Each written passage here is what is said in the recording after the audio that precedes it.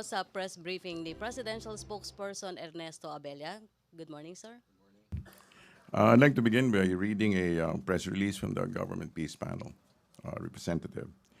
GPH Panel Chair Secretary Sylvester Bello III expressed sadness over the ambush yesterday of government troops by members of the New People's Army in Sitio Patil, Barangay Gupitan, Davao del Norte.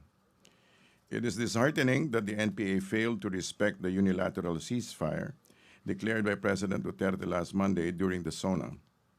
Barely 2 days after the ceasefire declaration, the NPA ambushed yesterday government forces, killing one CAFGU member and wounding 4 others in Davao del Norte. Secretary Bello said that he confronted NDF panel member Fidel Agcawili on this tragic incident, and he was informed that as far as he knows, the NPA is on active defense mode since July 26, as announced by Ka Oris. He, however, promised Secretary Bello to look into the matter. The GPH panel chair said that government will await the results of NDF's verification on the matter. Agcawili further said that just like the PRRD, the NDFP is committed to resume the peace negotiations to address the roots of the armed conflict towards a just and lasting peace, as reiterated in the 15 June 2016 Oslo joint statement that affirms all past agreements.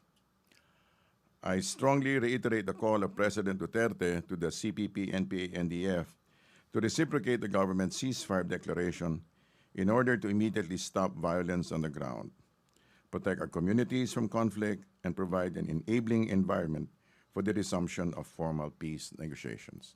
End of press release. Question will come from Joseph Morong of GMA 7 about the peace talks. Sir, good morning. Good morning. Sir, has the president made a decision? Because yesterday, he said this is going to wait for until midnight for the reply of the NDF. I think this is a development and development regarding that matter. So let us await for the final. How long is the president going to wait for the NDF? I don't have a timeline for that, but he's giving a window. With this statement, I believe he's giving a small window of opportunity. Sir, just last one question on the topic. What do you think is the effect of this incident on the peace talks, the scheduled peace talks on August 20? I expect that everything will still work out all right. Follow-up question, Pia, about peace talks. So, sir, will there be any development on when the CPP will reciprocate the ceasefire if indeed the ceasefire has not yet been lifted? I mean, is there any development on when they will reciprocate? They're supposed to have to be reciprocating as soon as possible. There's no like target date or set. No, date we're for not that? setting any dates on that. Okay, follow-up, Rosa Venario. Sir, may plano po ba yung government na mag-pull out po ng kanila military troops sa mga NPA-infested areas as requested by CPP founding chairman Joma Siso nung Tuesday yata or Wednesday? If things work out as planned, if things work out as according to plan, then then there will be a, how do you call it, reciprocal response from the president, from the government. Sir, meron po bang assurance yung grupo po sa Netherlands na kaya po nilang kontrolin yung kanilang tropa dito sa Pilipinas? That's what we're assuming, and that's what President Duterte is challenging. Okay, thank you. Raymond Tinasap, Bombo Radyo. Sir, pero yung element of trust and confidence to the other party, the NDF, intact pa ba yun after this parang betrayal, even in insult to the declaration itself of the president? The onus remains on their side. So if whatever trust there is must be firmed up from their side. Thank you, sir. Thank you. Follow-up question, Joseph Morong. Sir, I just don't want to assume what the president was thinking yesterday, but can you just walk us through yung nangyari kahapon when he received the information that there were ambushes, that may namatay na 3 CAFGU? How is the president treating this? And Well, I think we saw it during his taped response, and you saw how. Well, he was. Of course, it was a very upsetting news, but he was very much in control. May follow-up question pa about peace talks? Other issue na lang? Peace talks. Joseph So yung Moro. sinasabi nilang dalawang conditions, set free yung mga consultants, and we're talking about 22 or all 500? I think the consultants are only a small number, right? 22 lang yata, sir. Okay. And then yung pull out of troops. Baka kasi magkaiba lang, sir, ng pananaw yung NDF and ng government. Are these preconditions to the government's mind before we proceed with the... They're not preconditions, not in effect. They're part of, but not preconditions. Yes, but yeah. Follow-up. JP first of Manila Standard, then Pia. Sir, until when yung window of opportunity na ibibigay ng Well, Presidente? it's a very, of course, actually, it should not be existing. It ought not to be there, but there is a very brief window of opportunity, okay? Sir, last na lang. Will the government pursue with the release of political prisoners as being requested by the CPP? Let's put it this way. As soon as the trust is restored, then things will proceed as agreed upon. Meron na po bang quantifier, sir, from the GPH panel or the OPAP? May sinabi na po ba sila with regards to how can we resume the trust? Ano yung Ito nga, inaantay natin yung kanilang their appropriate response, as Secretary Bello said. Thank you, sir. Thank you. Pia, Rappler. So, sir, since last night, has there been any talk between President Duterte and anyone from the left movement about the incident? And is this yung investigation of the left with the NPA I don't rebels, is this have- enough to qualify na they're doing something about it? Or this President Duterte, is he waiting for more of an explanation? Let's just put it this way. I don't have any updates on what happened since last night, but let's go by this. Okay, thank you. Ina, yes. Ina. Sir, sino po pala yung leftist congressman na sinasabi ni President Duterte that he called soon after he learned about the ambush? I'm not familiar with the actual Okay. person. Yeah. Sir, and knowing the President, do you think, kasi last night he was firm that Yes. if you do not give me an explanation by tonight, he will possibly suspend the ceasefire, basically. Knowing the President, do you think he's actually amenable to maybe extending that deadline, or can we expect that his decision will be announced at least within today? Well, let's put it this way. The president is a very rational person, and he will do what needs to be done. Thank you. Okay. Other issue na? May follow-up pa about peace talks? No more? Other issue, Laila Salaveria. Sir, with regard to charter change, the President expressed his Yes. preference for a constituent assembly. How does the palace intend to convince lawmakers to support this mode of amendment, since several of them have also expressed misgivings about the CONAS? They're saying it might become a self-serving exercise. Well, first and foremost, whatever decisions whatever results will be from the CONCON or CONAS, whatever, it will be to the benefit of the next generation of leaders, right? It will not be affecting them directly. So being self-serving does not really come into play here. Having said that, that's about it. Yeah. Sir, the President said that he's in favor of CONAS because it's cheaper. What's the estimate? We don't know exactly the estimate, but according to DBM, it's an enormous amount of money. It's an enormous amount of money, and may affect, for example, the proposed proposed increases, and the other projects that are also all lined up. So basically that, and also basically that it's going to cost an enormous amount of money. Thank you. Follow-up, Raymond Tinasa, Bombo Radio. Sir, but the justification of the budget secretary that it's because it's cheaper, is that fair considering the sanctity of its provision of our constitution? Well, what we're moving towards is federalism, right? And we're all agreed, more or less all agreed, that this is going to be for the greater good. So the intention, in a sense, in a very real sense, justifies the form that it will take. Thank you. Follow-up question, charter change? No more? Other issue? Okay, Pia.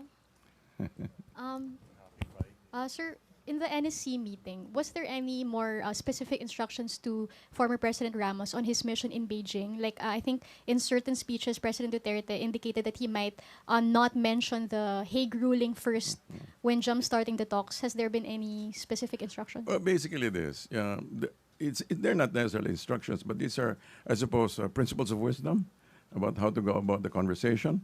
That you can start with things that you can agree on, and not necessarily begin from an adversarial or insistent position.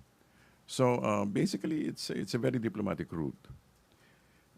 Follow. Instead of confrontation, it's basically yeah. Go ahead. So safe to say, sir, he will not mention the WPS ruling since that's not something they agree on. Come again. Sir, kasi you said they will begin on things they can agree on. That's right. The Hague ruling is not something they agree on. So are you saying that they will not touch on the Hague ruling? Diplomatically, I'm just telling you that what they can begin with. All right.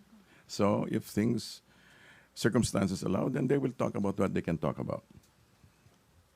Follow up, Ina Andolong, then Joseph Morong. Sir, what inputs did the former presidents give regarding how they think the current administration should handle this ruling?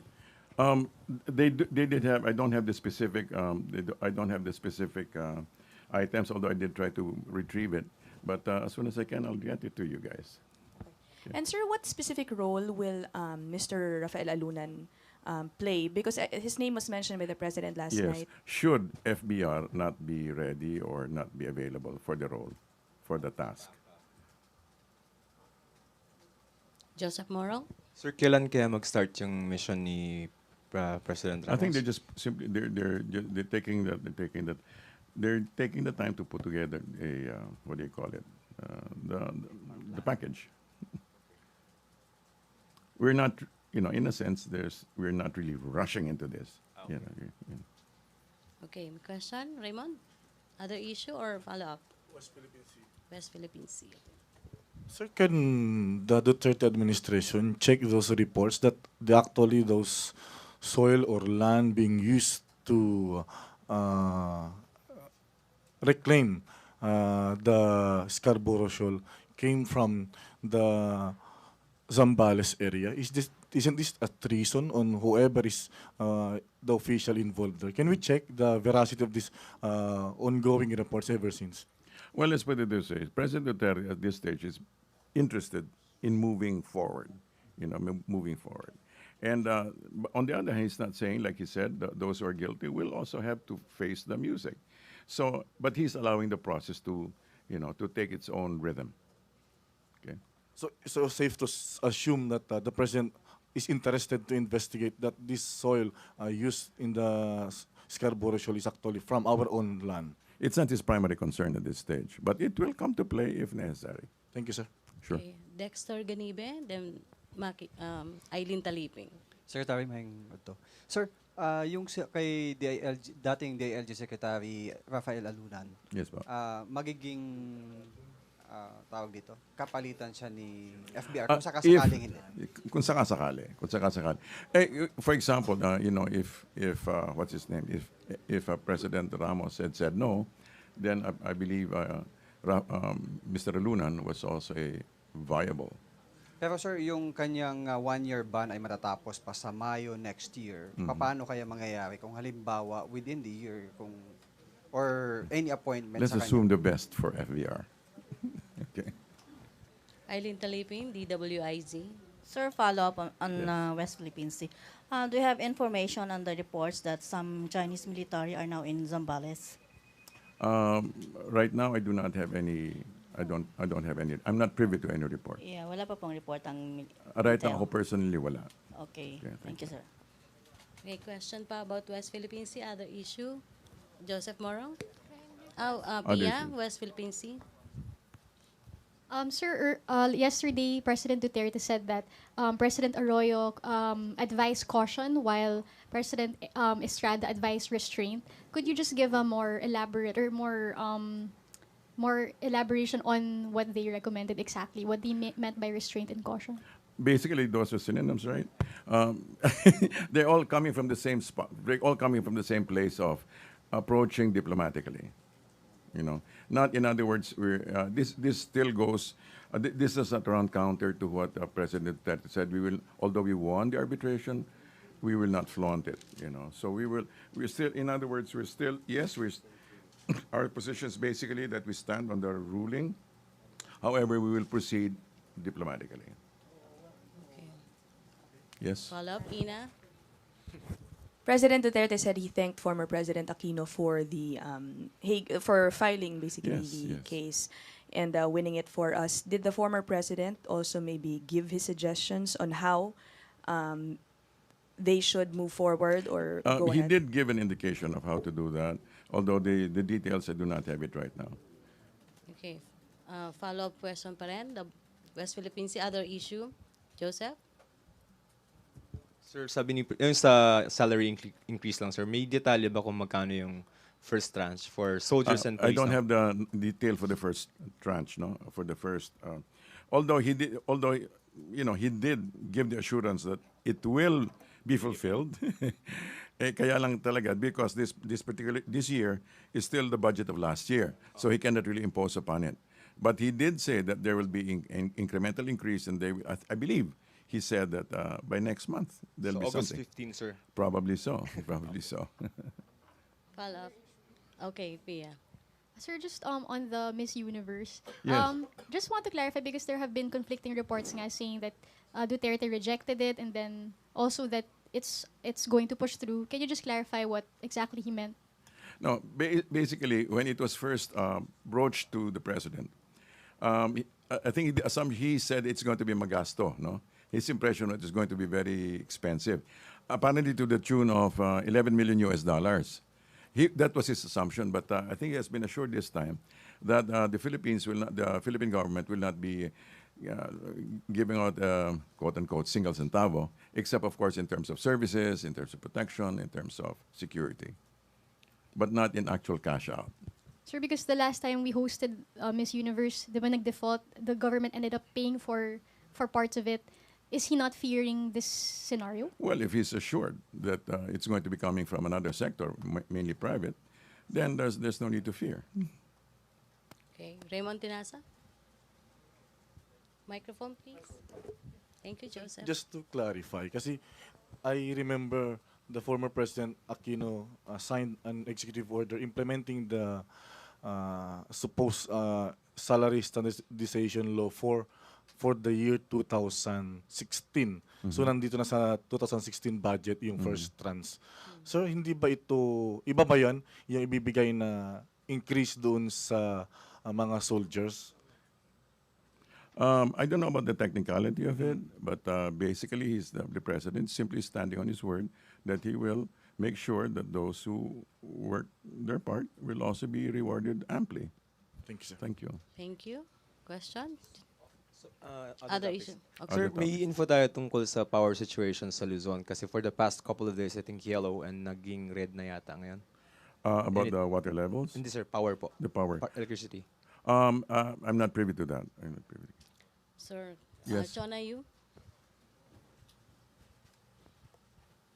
Sir, saan kukunin yung budget sa salary increase? Kasi sinasabi ng Pangulo na wala namang budget. Yung inabutan na lang yung 2016 budget. Hindi sa walang budget. Pero in other words, walang budget to sufficiently cover yung But there will be, there are sources of income Like?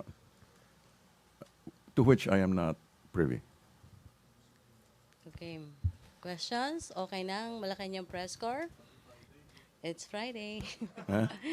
Okay, I think okay na ang MPC. Thank you, Secretary Thank God Abella. it's Friday. All right, see you guys. Okay, thank you, Secretary Abella. Thank you, Malacanang press corps. Back to our main studio sa Radyo ng Bayan at PTV News.